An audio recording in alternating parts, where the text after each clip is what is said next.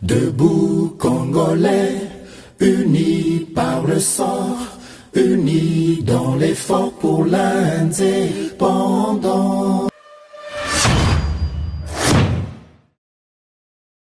Boza, le bienvenu na GKM.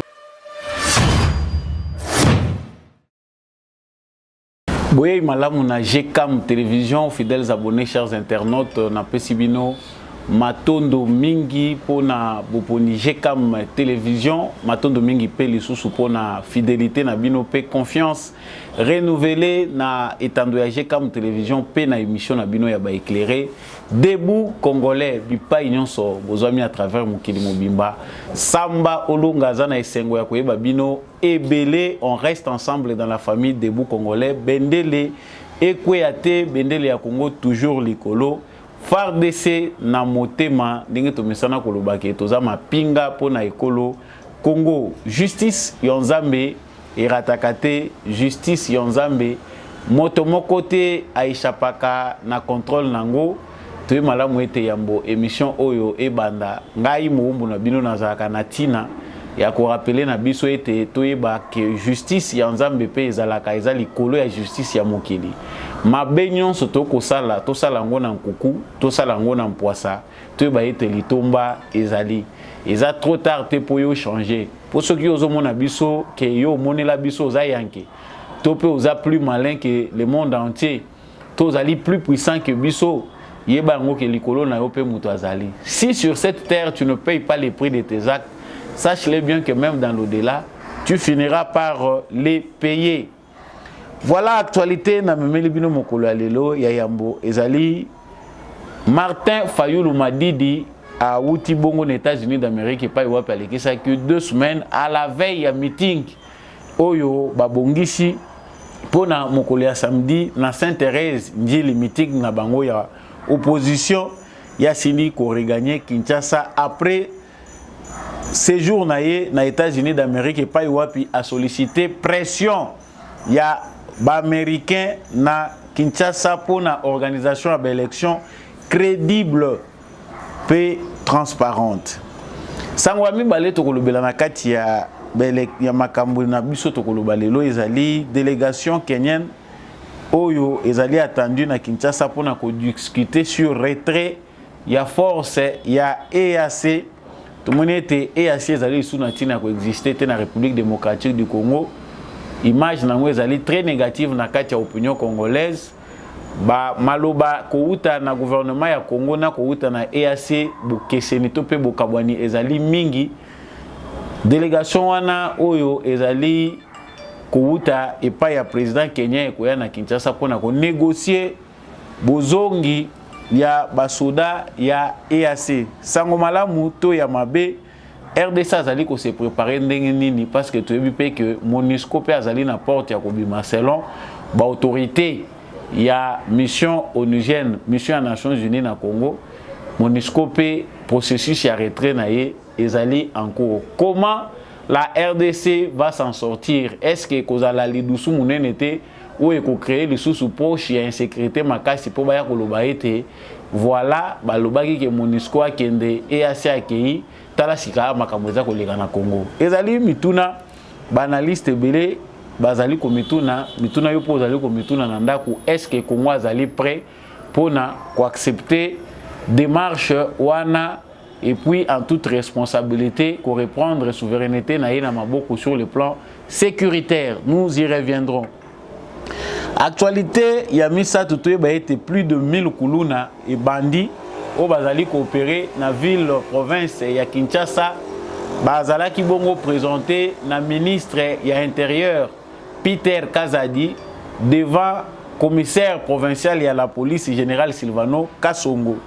Yé azanga kite ko yebisa bakulu na ete tata mokonzi ekolo apesa ki mission ya kosilisa insécurité na ville ya Kinshasa to kolobela pesa ngoena bongo pona bosukisi jeune leader moko ya Goma oyo azalaki ancien coordonnateur provincial ya ba jeune ya Katumbi na Nord Kivu azali kosala vidéo na ye à partir ya libanda ya mboka atalisi ete ye azali kokima mboka parce que aza poursuivi pour balingaki ba utiliser ye pour na ko incriminer Moïse Katumbi na Salomon Kalonda alobaki ba collaboraka na ba M23. C'est ce qui a occasionné sa fuite du pays. Est-ce que Zali sangoya solo to ya lokuta na kati émission nde to koyeba yango. To suisa na image ya kitoko oyo ba combattant pour la liberté topé ba membre ya UDPS ba militant UDPS ba salaki bel hommage na président de la République Mokolo anniversaire na ye. Cette courte vidéo va clôturer l'émission d'aujourd'hui. Voilà tout pour les sommaires de l'actualité que nous allons analyser tout de suite avec vous. Napesi matondo na yo mutu oponi etando ya GCAM télévision pour na Mokolo lelo soko baka samba olongate ngaye yo. Abonnez-vous na GCAM télévision pour être ozanga basango na bisote, surtout partagez émission na biso, tikape commentaire depuis ville nini, depuis mboka nini à travers le monde, ozali ko partager basango na biso, ozali pe ko soutenir ba mapinga na biso ekolo depuis wapi tango tika ville na yo.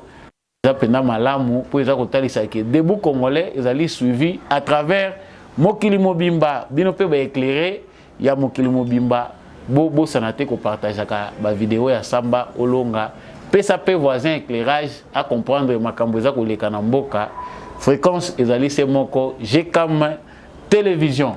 Voilà, de retour na actualité na biso très bien te opposant du bosso azalaki na ebité babenga pe soki mutaza ou revendiquer victoire na ye volé. Donc Martin Fayulu Madidi, candidat malheureux aux élections de 2018, qui s'est considéré comme président élu, est aujourd'hui opposant. Akendaki démarche politique na ye na mboka ya États-Unis d'Amérique.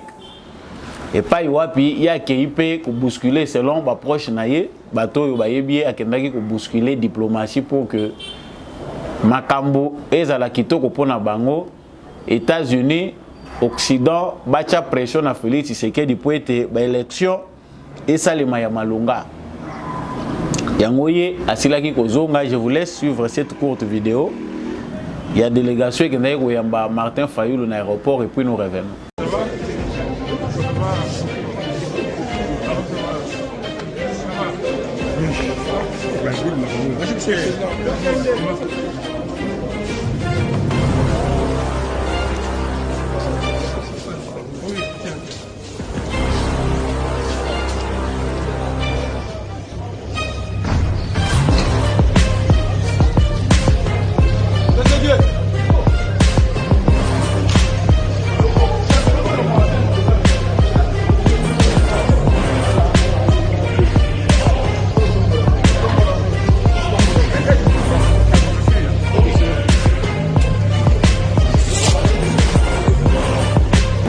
Voilà, comme à l'accoutumée, leader na bango, il y a eu des personnes qui ont été leader Maximo, qui ont été Félix Tshisekedi, de vos kitoko, qui ont été leader na Martin Fayulu, le président.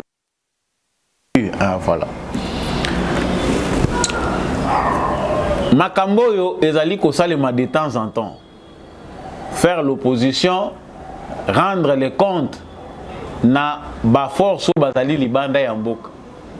Pourquoi tant ozali opposant et sengeli obima libanda pour na ko rendre compte ya politique ozali ko mener na mboka pour na compte ya ba congolais. Peut-être lobby salemaki que ceux qui mutu azali ko sala pression à l'interne azali obligé ya ko kende ko bousculer ba porte à l'extérieur pour avoir gain de cause na Congo. Si cela était fait à l'époque de Joseph Kabila, Bisson Sotoza, sans ignorer que Makambo Kabila Salaki Namboka na biso et pour ça qui opposition à Tangouana va mobiliser la communauté internationale pour na côté la démarche naie. Joseph Kabila avait fait ces 2 mandats. Où chaque fois abandai ko sala hold up électoral il y a pouvoir à gagner l'élection de manière normale mais système naie favorisé qui ndenge moko atchaka en place que abimaka chaque fois vainqueur il y a une élection. La politique mise en place par lui pour s'éterniser au pouvoir, crime naie a commetaki et pour ça qui opposition congolaise non seulement qu'on mobiliser le peuple congolais mais qu'on sensibiliser l'opinion internationale, battre les criminels d'État wana, ba tchaye hors état de nuire. Lelo Kabila Joseph Aza président de la République, nous avons à la tête de notre pays un fils du pays. Moutoumoko ta koyo kolobake Félix Tshisekedi Aza étranger, tata na yeto yebiete, maman na yeto yebiete. Il n'y a pas de doute. S'il faut aller fouiller, même chercher maternité ni na botamaki, il y a des traces, ba photo ezali wana, banani batangisa kié, ba enseignant baza en vie, banani ba master na ye pour la première fois de l'histoire. Tozali na ba repère facile, il y a un président de la République qu'on retrouver, même Mobutu. Pour ne pas citer Kassavou, mais même Mobutu, tata, maman, batras, plusieurs choses ont été fabriquées, bien qu'il était congolais pour n'offusquer tes bandes comme Moussous. Batras et belé, c'est là qui flou. Bateau, bazana, moi, histoire, boye, baye, que, baké, ko tcha plaque, ya maman, ou maman, yé, mon bacha, maman, a botami en 1922, moi, en 1930. Maman, a botami moi, en 8 ans. Plaque wana ils ont les sous-té. Ce sont des choses qui n'ont pas biso oyo derrière ba président nyonso ba diriger biso ba mystère ezaka kotambola en termes ya ba identité na bango.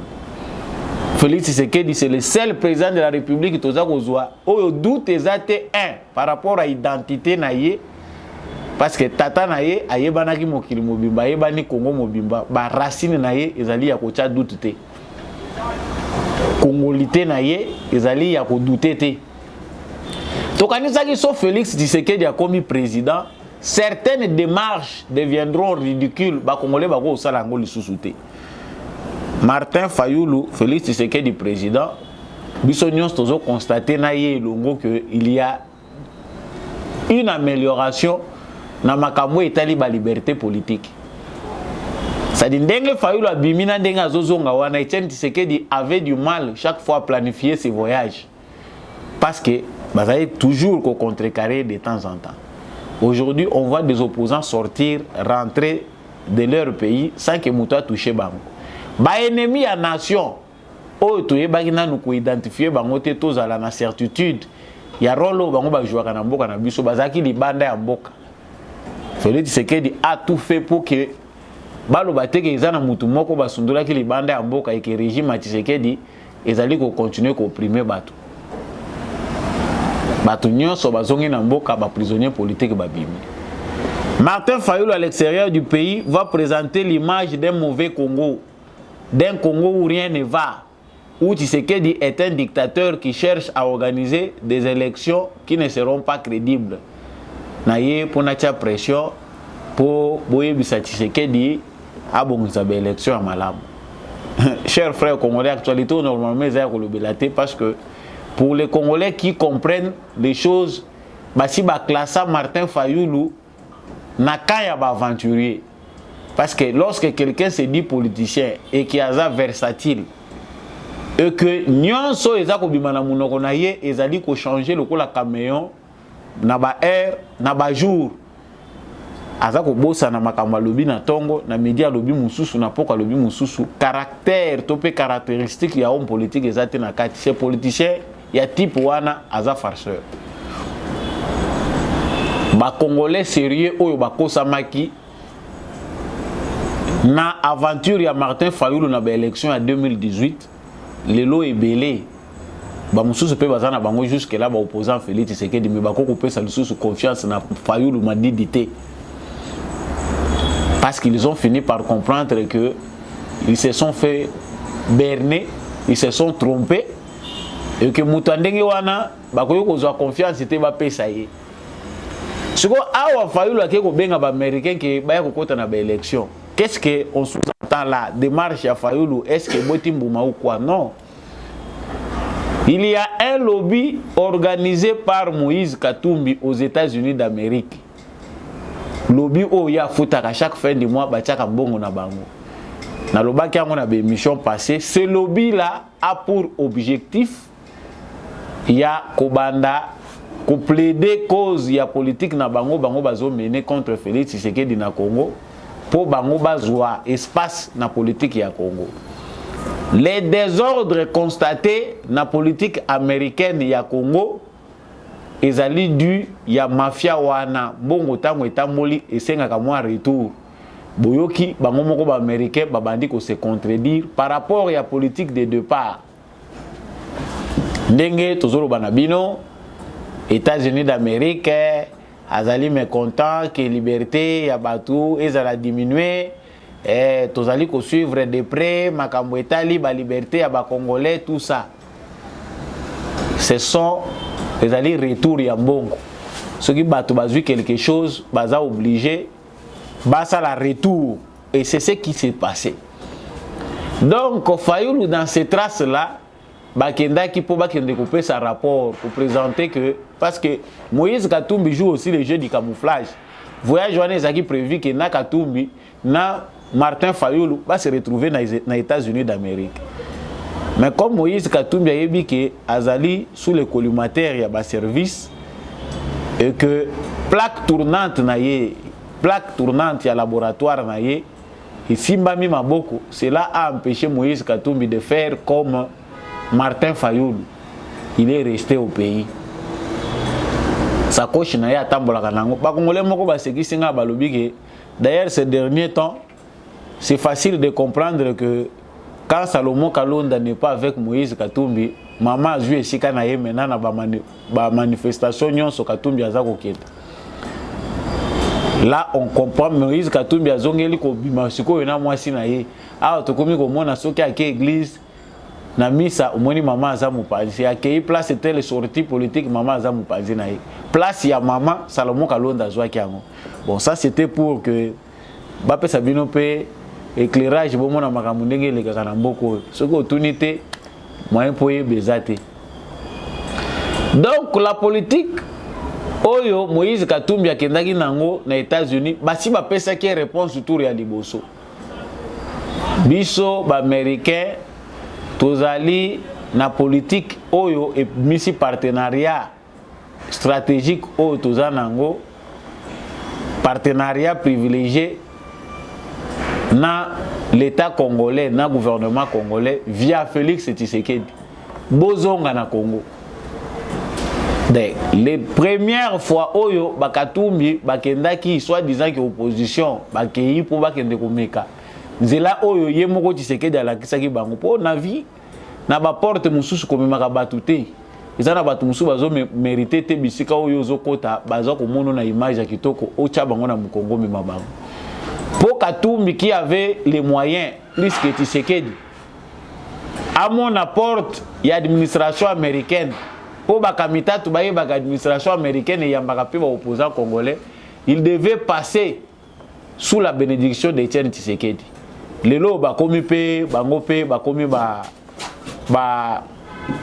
experts, il y a aucun écopé, ça va rapport, Dengenini, opposition, ils ont respecté. On pense très bien que ce que Martin Fayoulou vient de faire aux États-Unis va accoucher d'une souris.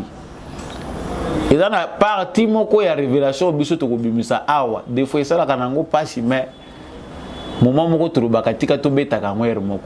Les élections oui. Mais la priorité oyo tozana ngona Congo na moment oyo ezali kozo énergie ya Félix Tshisekedi à 98%. Ils ont priorité d'ordre sécuritaire. Tant que la sécurité du pays ne sera pas rétablie, l'élection wana est hypothétique. Politique est bongo. Tokangi parenthèse wana, makambo ko bimakaka to finir par comprendre pourquoi. Mais Félix Tshisekedi doit comprendre que azali opportunité pour la nation. Et pour ça, il doit prendre des décisions énergiques sans tenir compte. Il y a ba vie ya ennemi ya nation obiso tozo kanisa ke baza ba opposant alors que baza bato baza ko constituer frein pour un changement dans mboka na biso. Donc pour cela Kabila qui a pris 2 ans de transition pour organiser des élections. De 2 ans où il y a trop de glissaki, à ça les glissements. Qu'est-ce qu'il avait fait au pays? Mais celui qui est en train de chercher à refonder notre État, il faut à handicapé, on apporte élection, organiser les élections. Pouvoir PP Sakamutu, et Baksakamutu Misumus, PP Sakaye longueur d'avance. C'est ce que nous allons observer pendant tous ces temps. Moutou Azali na pouvoir, Azali na efficacité. Parce que façon Yazomone la na bino ba moyens est limité. Kabila qui n'était pas assez intelligent pour diriger un grand pays comme le Congo a malmené l'opposition jusqu'à faire perdre 2 ans. L'élection fait ça en 2016 et ça en 2018. Pour des raisons que lui-même savait, non, n'a s'éternisé dans le pouvoir. Donc la démarche de Martin Fayoulou aux États-Unis est nulle. Pourquoi nulle? Ba mafia wana bazolia kambongo bazalaka sensible na information. L'information que maîtrise bien les États-Unis d'Amérique, c'est que les Congolais bazali ko se nourrir na image mabé ya États-Unis d'Amérique. La campagne qui se fait ces derniers temps dans tous les médias congolais, c'est que l'Amérique abandonne le Congo. L'Amérique est au centre du désordre congolais. Et le Kowana yango mutu ezali pe au cœur du débat entre démocrates et républicains aux États-Unis d'Amérique. Donc mbongo nyonso Katumbi aza kopesa na lobi na ye na maye wo. Ils vont continuer à dépenser l'argent, mais les Américains ont toutes les structures pour voir ceux qui oyo esali faute ezali na bato moko bakozongisa bango na nzela. Ba démocrate baza na tort, bolie mingi na Congo, bosali mabulu na Congo, mais voyez ce qui se passe. Si l'Amérique blague encore avec ce qui se passe au Congo, cette fois-ci, il y a souka, bakomona ya mbala souka.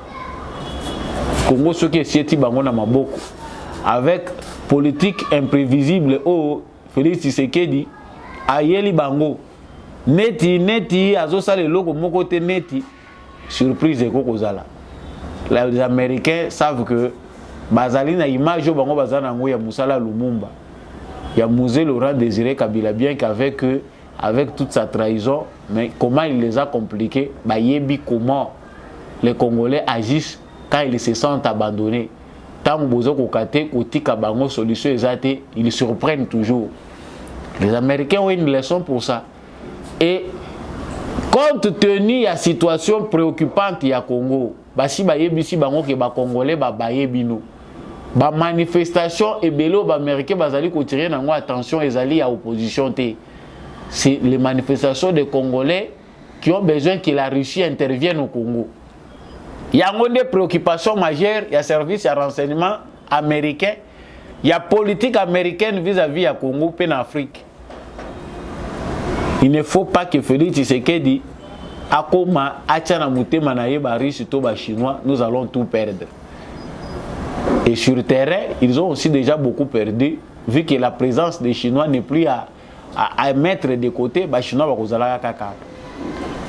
Donc Martin Fayoulou a fait son tourisme aux États-Unis comme tous les jeunes influenceurs ou Congolais qui font des va-et-vient, bazako kenda Amérique, bazako zonga, bazako kenda Europe. Martin Fayoulou a fait aussi son tourisme aux États-Unis d'Amérique et son voyage n'a rien d'intérêt pour le peuple congolais. Pour nabato bazako kanisa que derrière cette démarche là, intérêt à Congo ezali, intérêt à Congo ezaté. Si on avait une vraie opposition, les actes devaient nous le montrer. Mais nous avons une association des gens préparés pour diviser les Congolais, une association des gens qui ont leurs intérêts ailleurs. Actualité, Yami Balena Lobakiawa ezali makambu ya délégation kenyenne. Oye sengeli koya awa pona ko discuter na makambo etali retrait ya force ya EAC, force régionale ya EAC. Des tractations se sont faites sur le plan diplomatique. Et là na élément moko biso tozali ko maîtriser té par rapport il y a entrée il y a force régionale dans la République démocratique du Congo. sur le plan diplomatique, il n'y avait pas que l'aval du Congo pour que force régionale et quota Awa. Ba pays membre ya EAC Oyo bazalaki impliqué na boye ya force régionale na Congo et ça les marqué sous impulsion américaine. Le Kenya c'est un pays qui agit beaucoup avec les injonctions des États-Unis d'Amérique. L'Ouganda, même le Rwanda de Paul Kagame, Bazali, au cœur de la politique des États-Unis d'Amérique. C'est parmi les pays que manipulent les États-Unis d'Amérique. Donc, force régionale, politique, qui soutenue dans les Nations Unies, les États-Unis a validé France Andimi, pays où nous appuyons que la force et la communauté des États de l'Afrique de l'Est basangana pour éradiquer le mouvement qui créer insécurité dans la partie est de la République démocratique du Congo et dans le Grand Lac. Zalaki une intention impliquer qui pays. Et pour mettre fin définitivement à cette politique là, parce que le Congo a sous Kenya concernant ma force régionale. Oyo biso to kanisaki ke bakoyi ko sala. Tout ça là qui même une hésitation parce que le peuple congolais de manière générale n'était pas d'accord dans la présence il y a force wana régionale. Vu l'expérience qu'a ce peuple de la présence de la MONUSCO pendant plus de 2 décennies. Yango ba congolais ba boya ki na bango. Mais comme sur le plan diplomatique, la réalité est allée belée. Voire même au budget tous allés qu'on utiliser parce que chaque fois qu'il y a évoqué un sujet, tous sont obligés tous on a que des fois quand on décide politiquement bah choix paysan et derrière il y a Félix Sekedi après ça qui confiance naïveté zawanati. Les réalités diplomatiques sont multiples. À la place ba sangela bino, à la place ba incriminer bino, ba condamner bino, vous pouvez vous engager dans une piste tout en restant vigilant. Donc objectif oyo ba français, ba anglais, ba américain, ba soutenir qui nango force régionale pour intervenir dans la République démocratique du Congo et c'est là qui dénature il y a que compliquer situation sur le terrain pour que Félix Sekedi a fléchi. Certainement, nous pouvons dire que prenant les choses sous cet angle-là, ils ont échoué par rapport à leur plan. Parce que le plan ya Goma et Kweya pour Tshisekedi Andima a cédé et échoué. Et ça, c'était au cœur, il y a complot où il salamine à niveau communauté internationale pour dramatiser la situation. Tshisekedi a qu'une négociation. Plusieurs voix se sont levées pour amener Tshisekedi à la table de négociation, à dialoguer avec Kagame. Tous les Congolais se sont posé la question, Tshisekedi va dialoguer avec Kagame, mais ça sera autour de quelle matière? Tshisekedi a fait ses manœuvres diplomatiques pour essayer de montrer au monde entier que nous, Congolais, nous n'avons aucun problème. Et devant le monde entier, les conclusions où ils ont marqué que c'est Kagame qui est l'auteur des crimes à l'est du Congo parce que les M23 ont son soutien. Son armée est dans les M23 et soutient toutes les manœuvres que font les M23. Malgré ces multiples conclusions, la communauté internationale a yebi na yete kozwa ba décision pour incriminer Kagame. Binomoko boyebi ke Macron achana makolo awa na Congo asali na yelo komoko te. Donc pour eux, l'objectif était ailleurs. Que Tshisekedi fléchisse, insécurité, ce qui est l'équipe, Félix Tshisekedi finira par céder. C'est ce qui n'est pas arrivé. Et au point où nous sommes arrivés, diplomatie à Félix Tshisekedi, il a consisté à faire fléchir la communauté internationale Mobimba, à reconnaître que le peuple congolais est un peuple en détresse. Sur base de ce qui s'est fait. Kobimisa Kagame mabe devant mukili que mutumoko akoyi kokalisus ko soutenir de manière officielle était. Et cette démarche politique de Félix Tshisekedi et bimisi ba pays locaux la Grande-Bretagne, France comme des pays ennemis de la RDC. Parce que Félix a exposé Bango nu devant toute la planète Terre. Que Bango ne mutu bazali ko soutenir Kagame. Na ba réagissement na Bango, na ba action na Bango, on a fini par découvrir Mokil Mobimbe que pourquoi un petit pays peut détruire un si grand pays sans qu'il y ait une main noire?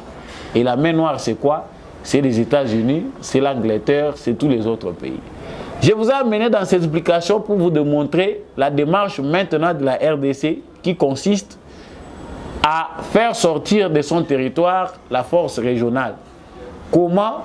Kakandenge et les gars qui n'ont pas de diplomatie, il faut aussi que RDC, na lolenge ya Kimia, abimisa par la grande porte force régionale. Parce que la RDC a déjà manifesté ses intentions-là plusieurs fois. Et pour tout le monde, la RDC n'est plus concernée par ce que la force régionale veut faire au Congo.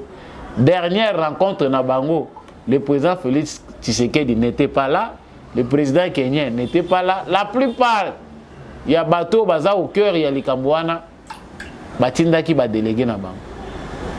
Par rapport à l'importance que revêtait cet événement-là, il devait être là. Mais comme il ne devait pas là, ça veut dire que Naza le sous-Soukounate. Quand Tshisekedi donnait de l'intérêt dans Makambouana, il s'est déplacé personnellement.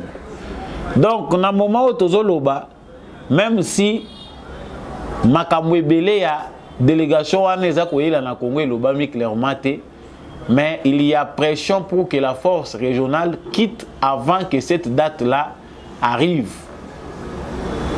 Les conseils de Christophe Lutundu la Ketokoki ko entremêlé Makambouté de sorte que force régionale ya EAC, SADC, MONUSCO, Bayako Koutana na Congo, en tout cas trop de cuisiniers à la pâte, bisomongo to yebi suite. Yango, il faut force moko ekende. Donc les tractations qui se font, ils allaient que force ya EAC et Bima. Et pour ça, les Américains doivent toujours donner leur aval.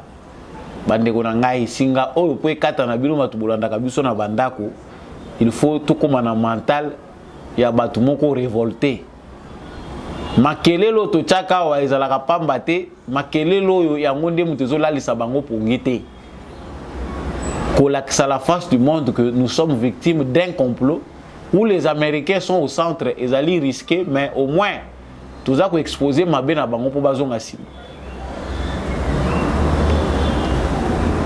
Donc dans ce qui s'est fait par rapport à cette délégation qui vient, avant toko ma date butoir au babongiseli, il faut EAC bakobima awa na manière inattendue parce qu'il faut SADC. Mais la stratégie n'est pas à travers la SADC. La stratégie surprise de nos phares DC et dans les réformes engagées par le président de la République. Tout le monde a qui ministre de la Défense Jean-Pierre Bemba, Ndenga Kitina Front, Makamba Sololina Bango, assurance à Pessi Bango. Il y a beaucoup de choses dans la stratégie à Sikao et Congo Azanango qui vont surprendre le monde entier. Pendant que eux pensaient que Bazali Kolekise la biso tango pour continuer à exploiter Congo, Ndenge Bamesana, la politique de Félix Tshisekedi a voulu que le Congo se réorganise. Bakozalaka surpris, bamoni équipement, forme militaire, bazali coopérer à Sikana Congo, batubalobi, c'est toujours cette armée là où Makamuni neza koleka. Batuloko Félix Tshisekedi déjà batumoko sanga zolo ba Makamunaye au départ, ezo malokwa mutumo azo salisa bino aventure. Pour comprendre qu'il est dans une vision, c'est sa vision et puis il va appliquer. Pour certaines personnes, ils ont attend. Après une année, 2 ans, l'Obaki. Et souvenons-nous que Félix Tshisekedi a dit que dans la vision, il y a créé une armée moko puissante en Afrique centrale. Et pour cela, nous voyons les actes aujourd'hui. Budget militaire n'a à combien? Plus d'1 milliard. Il faut des équipements militaires, des armes automatiques yasika, des militaires bien équipés. Nous bandi action te. Et là où ils ont les Lisa Kagame, au boyo qui n'a porte-parole na ye azo le la ye moko lobi que na Congo intention na bango mutu ba empoisonner président Museveni, bango pe mutu bazana intention à empoisonner Kagame. Quand l'empoisonneur commence à trouver a commis ko banga poison ezoko wita libanda, c'est qu'il ne dort plus tranquillement chez lui. Paul Kagame aujourd'hui a peur même de sa femme parce qu'il ne sait pas comment le Congo va réagir. Et dit ce qu'il dit, partout où est passé et traversé, et bébé Seli Kagame Makam. Même en Chine, les gens ne pensent pas que l'aspect sécuritaire aussi entre en jeu dans Makam Félix Sekedi Akendaki. Bato Belé Bazaki très concentré quand on a Makam Itali contrat chinois. Mais ce qui total vision a dit c'est que déjà très centré dans les Makam Itali sécurité. L'insécurité qui persiste dans notre pays empêche les investissements, empêche la bonne organisation des choses. Et ça veut dire empêcher l'organisation politique à Malam. Partout, Félix Sekedi part, la question sécuritaire passe au premier plan. C'est ce que beaucoup de gens ne savent pas. Il y a un moni américain qui a pris une décision dans Bango. Pour Bango, il y a une décision. Après, lobby bazongi sima, après bakei. Mais ce qu'on entend dire, attendons de voir. Paul Kagame ne craint pas pour rien. Mutabata miwa alekio mayele. Okuluka nakanga porte to nakanga fenêtre, nakangila wapi. C'est ce que Kagame aujourd'hui et Museveni. Il pensait se soutenir, mais le kola bazana culture ya bangomi balé ya batu moko rusé. Mutakopesa muninga confiance à Zate. Oh balingi babuma Museveni. Quel intérêt de Congo à tuer Museveni? Lui-même est déjà moribond. Moi na yemo ko mutakoboma ye. Ba Congolais bakoboma Museveni pour quel intérêt? Bakoboma na bango na bango.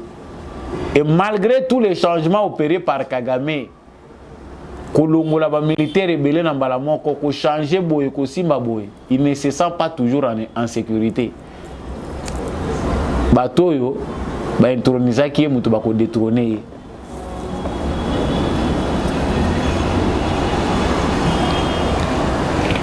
Tobaki actualité ya misatu 1000 kuluna babandi baza arrêté peut présenter na Peter Kazadi na gouverneur Gentini Ngobila.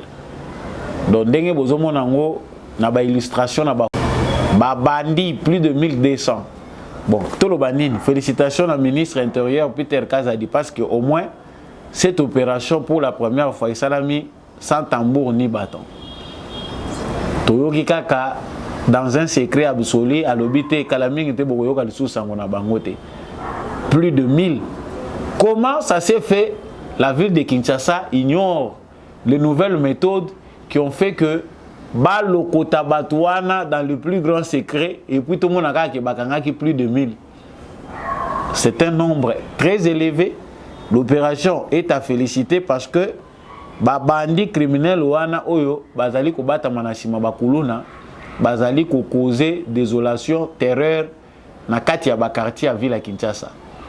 Et ce n'est pas seulement dans la ville de Kinshasa, l'insécurité est devenue une culture dans la province Ebélé et la République démocratique du Congo.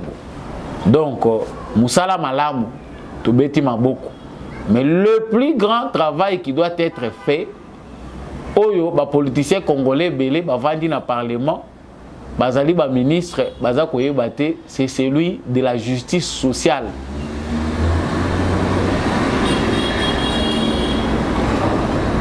Le travail de la justice sociale consiste à équilibrer les dépenses publiques de manière à ce que Congolais oyaza likolo na oyaza na se ba sentir que tozo vivre na mboko ba revenu ezana no muke biso nyonso to sentir ngo ke ezandingi wana. Et non qu'il y ait une catégorie ya batu baza kolia mingi na catégorie ya batu baza kolala nzala chaque jour. Ça sera une insécurité éternelle. La plus grande insécurité c'est la famine. La plus grande insécurité, c'est avoir plus de jeunes. Sur 10 jeunes, ceux qui 8, même 7, bazar désœuvrés. Et au Congo, c'est voir 9. Ceux qui bazar désœuvrés, jeunesse et insécurité, ils allaient mingi kobandawana. Outre l'instrumentalisation, bateau bakoya ko manipuler bango, mais le chômage des jeunes, l'injustice sociale où ils ont sala que bon ebele ya mboka, ils allaient ko kende na ba poche ya bateau. Il y a un moment où traîner en sécurité. Il faut aussi arrêter cette hémorragie là parce que 1000 c'est beaucoup. 1000 les ébélés.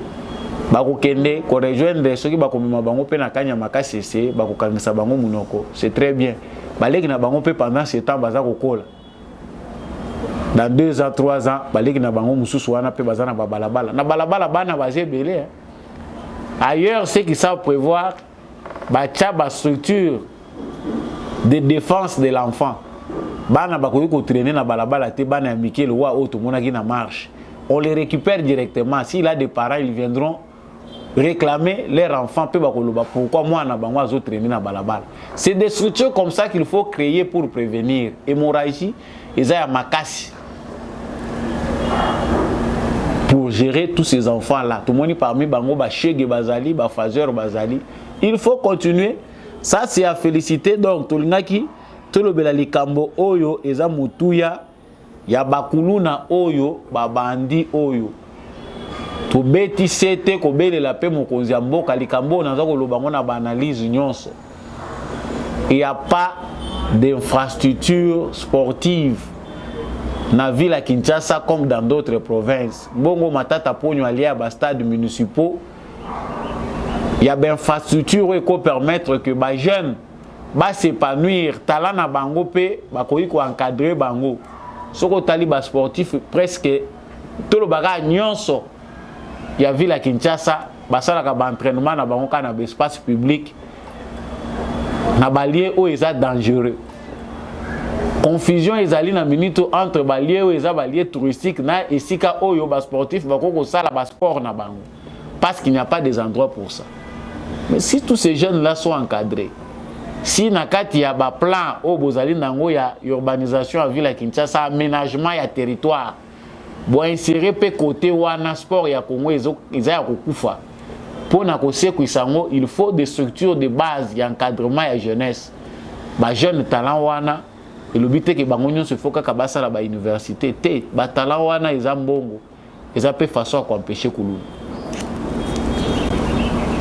sangwa misato tolobeli awa yamine pardon ezali likambo etali elenge mobalo Michel Mokaria ye a dénoncé pour na kotalisa que Moïse Katumbi na Salomon Kalonda baza ba innocent. On cherchait à l'arrêter, les manipuler pour être démontrer que Moïse Katumbi na Salomon Kalonda bazali impliqué dans makambo yaba M23. Suivez d'abord sa vidéo et puis nous revenons. Moi, Michel Mokaria, leader des jeunes de Goma, comme tout chrétien, je tiens à dénoncer à travers cette vidéo cette machination concoctée par le régime de Kinshasa visant à écarter Moïse Katumbi aux élections de décembre 2023, ainsi qu'à lui isoler de son conseiller principal et politique, M. Kalonda Salomon. À travers un ami qui m'est proche, répondant au nom de Joël Malembe, avec qui nous avons un passé ensemble. Profita bien sûr de mes relations avec le conseiller spécial Salomon Escadera. Pourquoi je dénonce ça? Parce que déjà en octobre et en décembre, j'ai été approché par Joël Malembe après avoir rencontré l'AG de l'ANR. Il a reçu mission de faire tout pour impliquer le président Katumbi et son conseiller dans l'affaire M23. Il m'a sollicité d'appeler un membre du M23 pour que je discute avec lui et que ces membres du M23 citent dans notre conversation le nom du président Moïse Katumbi et de son conseiller Salomon, afin que je puisse les enregistrer. Et une fois enregistré cet audio, le pouvoir est prêt à nous faire une cagnotte de $1 million. Ça, j'ai décliné. Après cela, j'ai appris que mon ami Joël a été incarcéré à l'ANR pour des raisons que j'ignore jusque-là. En avril de mon passage à Kinshasa, je lui ai rendu visite, comme un ami, comme un frère. Surpris le vendredi 2, je serai alerté par rapport à ce que les services font sur ma personne. J'étais mis à l'écoute, j'étais recherché, j'étais filé. Et ça n'a pas fini là-bas. Les samedis, je suis alerté par un agent de la DEMIAP, Goma, à 16h et à 20h. Le commandant TD de la DEMIAP, le colonel Modeste, va m'appeler pour un entretien de coopération. Ça, j'ai trouvé louche. Je lui ai géré. En attendant, j'ai alerté mes partenaires de l'Union Sacrée pour une orientation.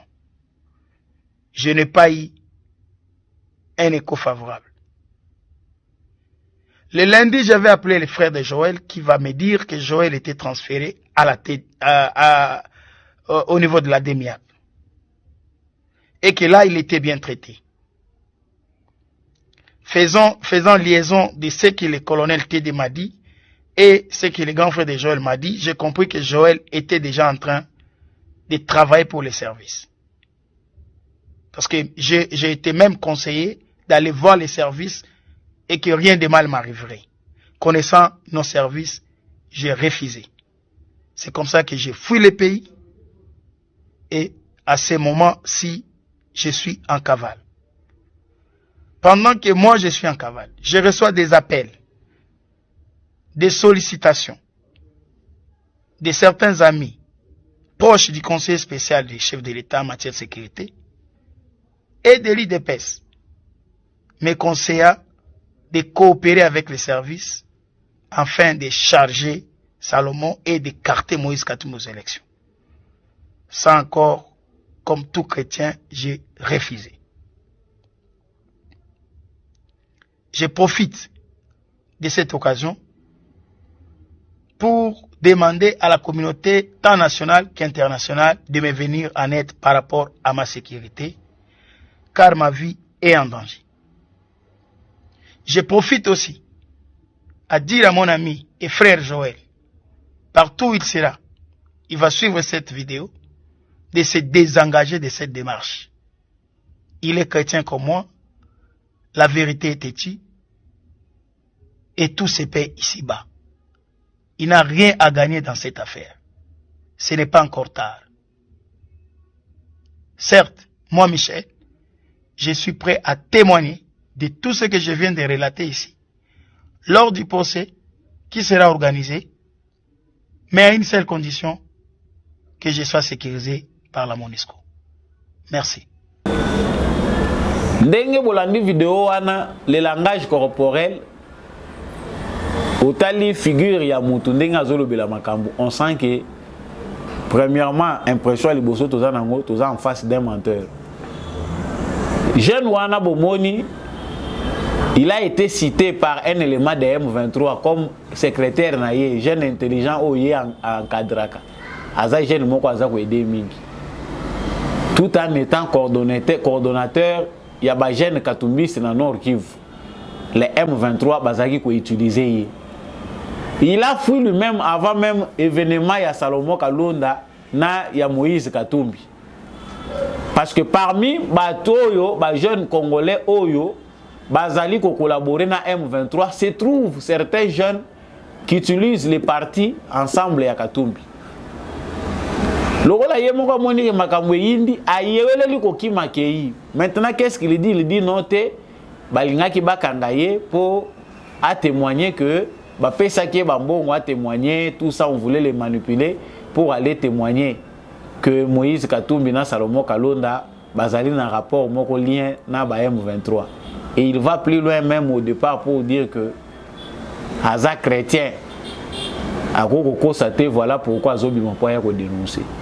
Farce oyo le couteau à boye et cause la kana bateau basi ba intérioriser culture ya Kagame pour na kobanda kokosa. Et ce qu'il vient de révéler makambo eza ko lié ezo là qui ça clairement que lien ezali entre plusieurs cadres d'ensemble oyo Katumbi aza ko utiliser na ba élément ya M23. Ça c'est le travail de nos services de renseignement tozongela air nyonso te katumbi. Mais certitude d'autres pays ezali que tout ce qui s'appelle bateau bazali ko se constituer comme étant ennemi de la nation, ba que cette fois-ci pardon ezate. Ndenge bino besoin utiliser ba méthode ya mabe, boye bango pe que par des mauvaises méthodes aussi vous serez appréhendé. Fin. Voilà, tokomi na suka émission na biso. Ba combattant à UDPS ba souhaita ki président de la République joyeux anniversaire na lolenge na bango. Tolanda image parce que pesa ki kitoko tata mokonzi ya mboka afetaki 60e anniversaire na ye. Suivez et puis on vient pour finir.